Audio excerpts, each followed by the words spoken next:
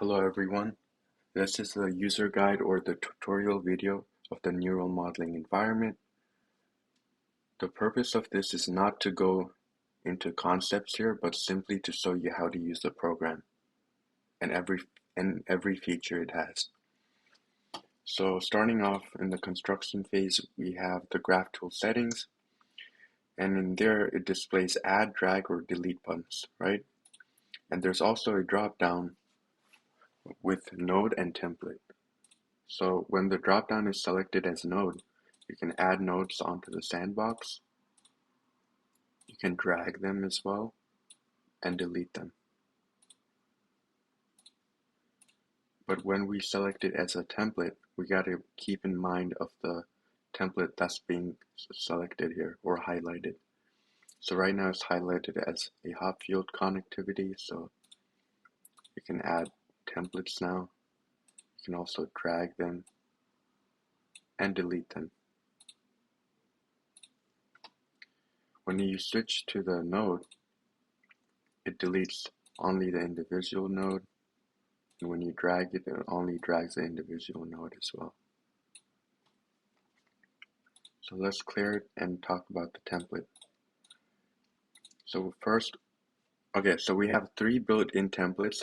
The first one is the hop field, right? We have the connection probability parameter. This just means there's 10% chance that each node will be connected to another.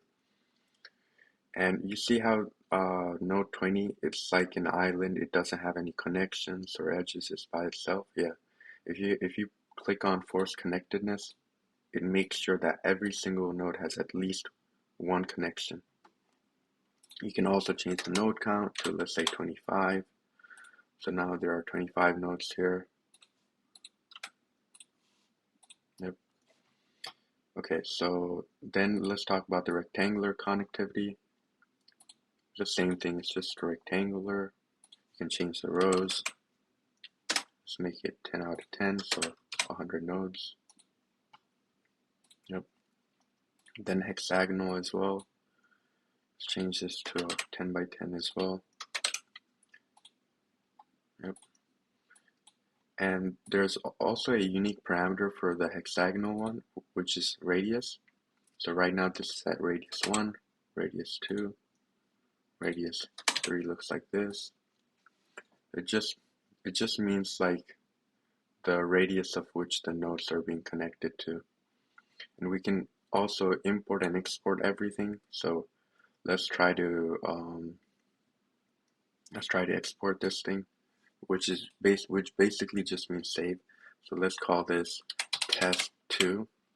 We can also save it as either a JSON or CSV file. So I'll just select JSON for now. So now let's clear this and import what we built, which was test2 JSON. Okay, so now it doesn't automatically add it to the sandbox, but rather the template section. So now we can also rename this. So let's call it work 1. I don't know. So now all we have to do is just treat it like it's one of those templates. You just press add, and there you go. You can add them multiple times too. So yeah, this program is very capable. You can zoom in and zoom out. Very capable of handling thousands of nodes, and yeah, I mean you can even draw Mona Lisa with this thing. So let's clear all. The video I'm making right now, I'll put it on YouTube, so you can click on this later. There's also a grid mode as well. So let's clear all and let's add a hop field of 20 nodes for now. And let's move on to the learning phase. So here we have some options, right? So we can import here as well. We can export just like the construction phase. So here what we can do is we can just select the memories and layout tab and then build our own memory All you gotta do is add as memory or clear. You can clone them as well. Or you can, which this is going to be very efficient, you can just add random memories as well. So right now we have 20 nodes from the construction phase, 13 memories, right? Clone, 14 memories.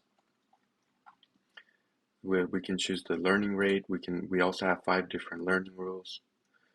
I'll just stick with the standard for now. We can also use NumPy or JAX backend. JAX just accelerates it, so it's faster with JAX. That's the only difference.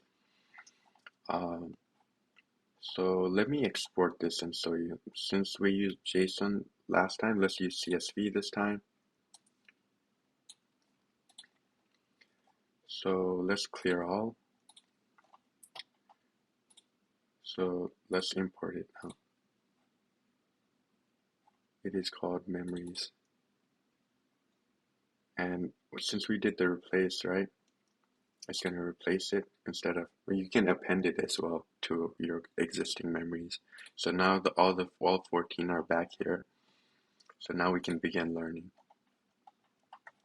So this is our weight matrix.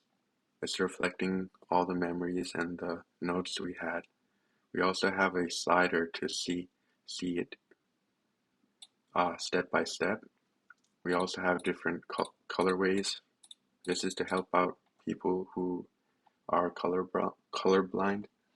We also have the summary here, learning summary and weight summary as well. Moving on to the simulation phase, we have a text format and a matrix format, right? Oh, and you could also do this in the learning phase. You can choose like the different dimensions, like 4x5 or 5x4. They're both 20 nodes, right? You can also pad them.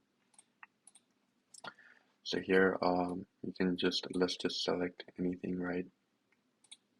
And it just showed you the network energy, and you can view it by iteration as well.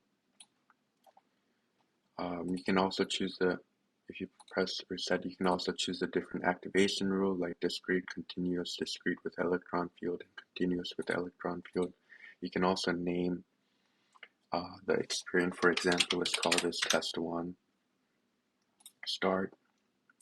Now here you can generate experiment. Okay, generate PDF. Right.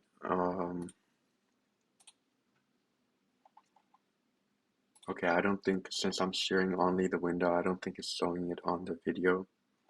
But yeah, you just do generate report PDF. It shows you the PDF of everything, every setting you have, and like all the data that you gathered. Then we also have a side panel. It just shows you the weight matrix from the last phase. You can download this as a PNG or JSON file as well. You can also hide the numbers. You have the memories.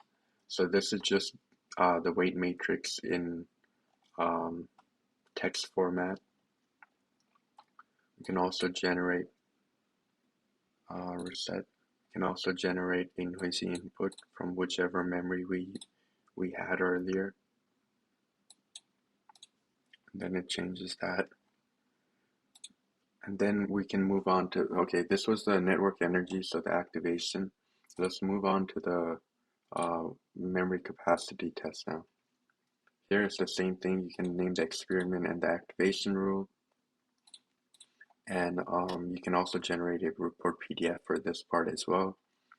You can adjust the noise level, the iteration per point, and also the error tolerance. So we can just run capacity test here and it shows it in live time.